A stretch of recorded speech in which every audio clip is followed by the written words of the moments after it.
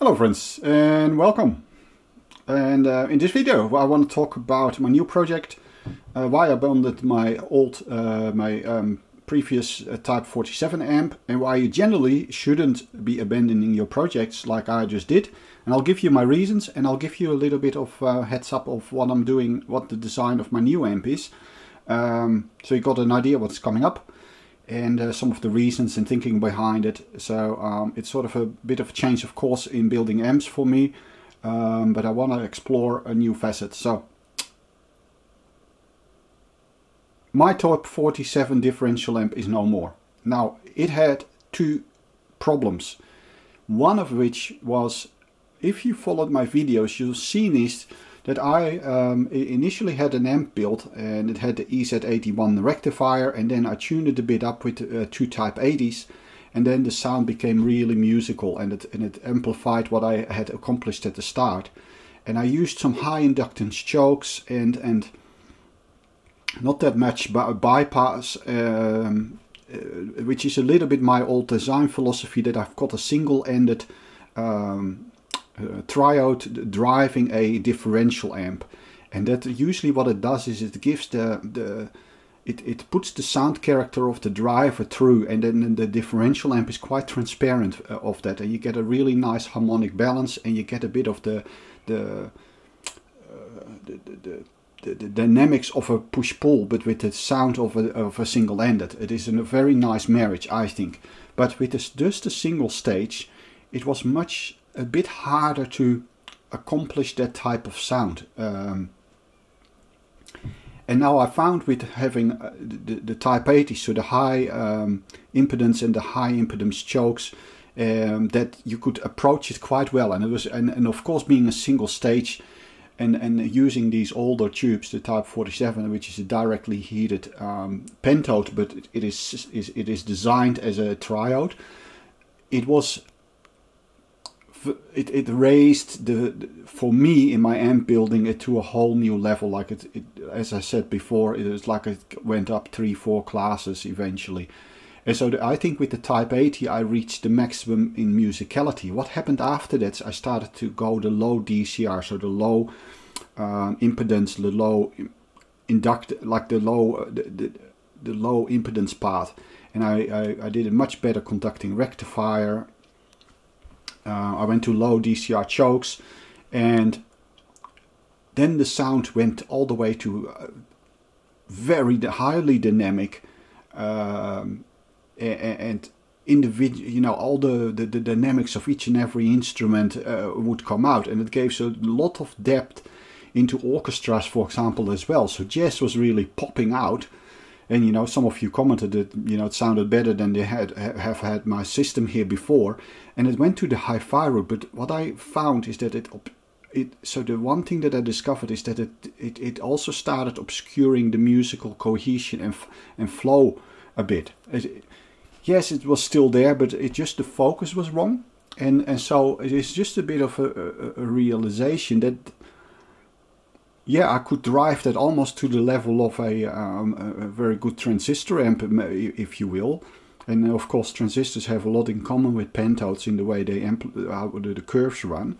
But although not the 47, but so that was a realization that, hey, this is not why I'm listening to music for. It just isn't. I don't have to lift it to enormous levels, because it takes the enjoyment out of it.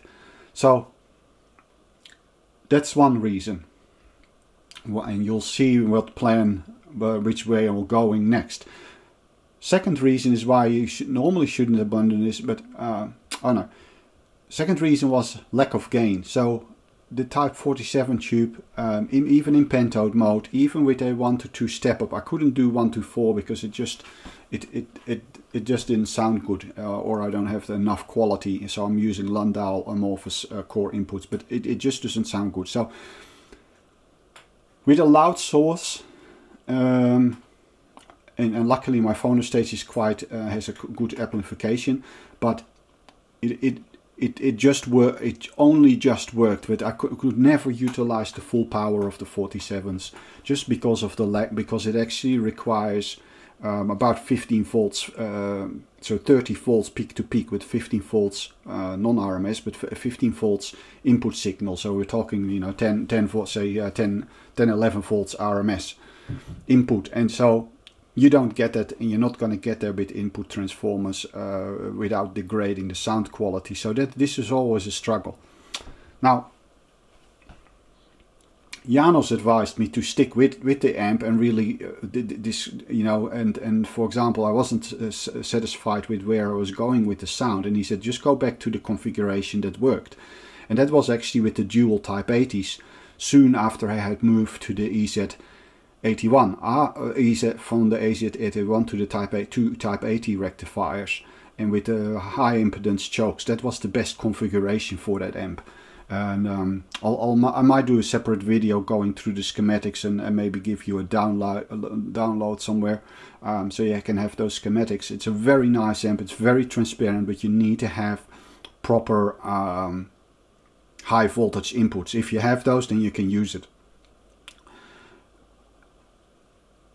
And what Janos basically said, all the experimentation that I did with the power supply setup and what you learn about the tube, when you move to a new amp, you lose all that experience. So you have to start off, you start from the beginning, and especially when you move to a different methodology of amp, like in the whole, and of course it will be a two-stage amp, not a single stage. So you lose a lot. So that is the advantage of sticking with it, because you just build up that experience, as I was doing. However, my thinking was, okay, I already have the gain. I do need to go to a two-stage design to get proper power output. And so what do I do? And of course, I had my realization of what the sound that I wanted and what I didn't want. So I thought, you know what? What I discovered that the driver determines the sound. How about I do a Sakuma and I have the DHT, the 47, being the driver in that system. So that's what I'm going to do. I use it as a single-ended driver, as I have done before. And of course that places a different requirement on interstage transformers, because you know, you've got a power tube here basically driving it, not a signal tube.